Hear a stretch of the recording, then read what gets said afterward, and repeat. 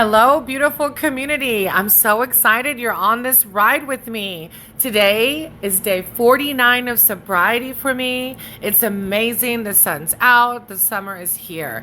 Kefab and I are riding at this moment to my AA meeting. I did not want to go to this meeting. I was excited about it, and then my head and my ego got in the way because a woman from I went to this church called Unity Church in Macon, Georgia, and this sweet woman invited me to this meeting. Well, before I go, I look up and it's called a young people's meeting.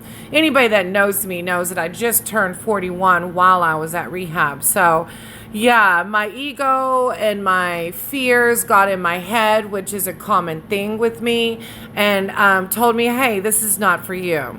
But as I expressed those concerns to Kefab knows how strong this sober community is and how it keeps me sober. And Kefab knows that if AA goes away, then I will pick up and use again and drink again. So he's like, no, I think you need to go. And he so graciously rode with me. He goes, if the few meetings he went with me to, he goes and does his own thing.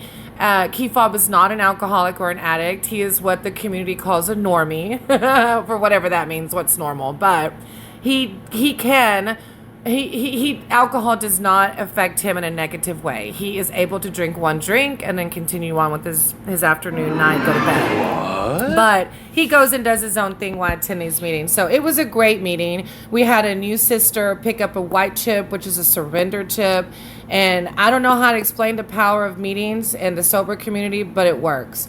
So I just wanted to share with you too, I've been really working with my spirituality and my meditation, and some of y'all know that Kefab and I are relocating to the Tampa area. Down there's a foundation called Forgotten Angels, and the founder and the co-founder, Cindy and David, support those young men and women who've aged out of the foster care system. A lot of times our foster care system fails those young men and women, and Cindy was one of those young women. She was thrown out at 18 with a trash bag of clothes, and she made it her mission to not allow that to happen to as many people as she could help.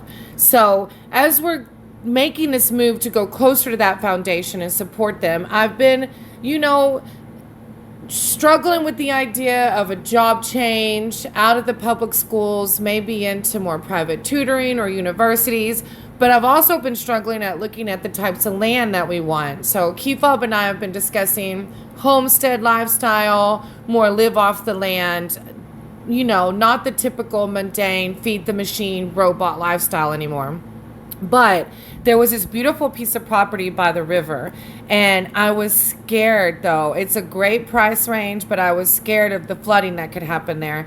So I've been working with my oracle deck and my tarot deck and my prayers and meditations, and I just wanted to share a little bit about what my card spoke to me on. So I pulled a past card, and my past card definitely spoke volumes. Emotionally incontent. I cannot explain that. Kefab is an amazing husband, has fulfilled that part of my life, but I was spiritually voided. I went in and out of organized religion. I could never find a home in organized religion. For me personally, I felt God in those places, but I just couldn't find a home there.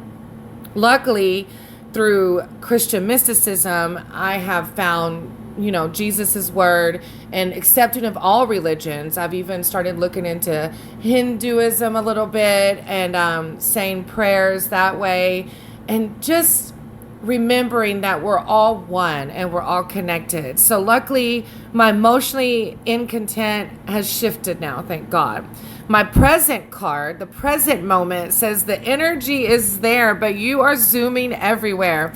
For those of you that don't know, Kefab picked out a doggy deck for me. So it's all doggy vibes, and it says, I'm zoomy everywhere. And oh my gosh, if that is not on point. From my job to the land we're going to get, I am all over the place, y'all. I have to center it. And then my next card said hidden influences. Too many irons in the fire. And oh yes, that is beyond the truth. And that has been something that I've had a struggle with in the past.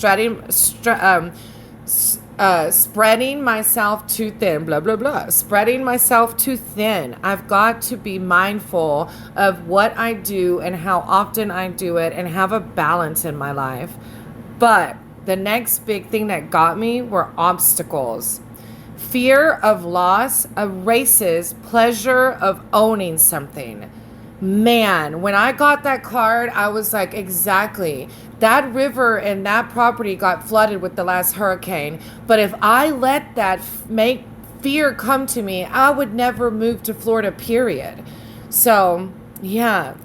And then the solution is focus on the planning and the training before heading off on the next adventure. And I was like, there, of course, let me look into the zoning types and, just the homework of what I need to do to make our decision confidently about where we're going to be in our next phase. Yeah. Thank you all for being here and supporting this community. And I love you all. You are loved, guided, and protected always. Have a blessed day.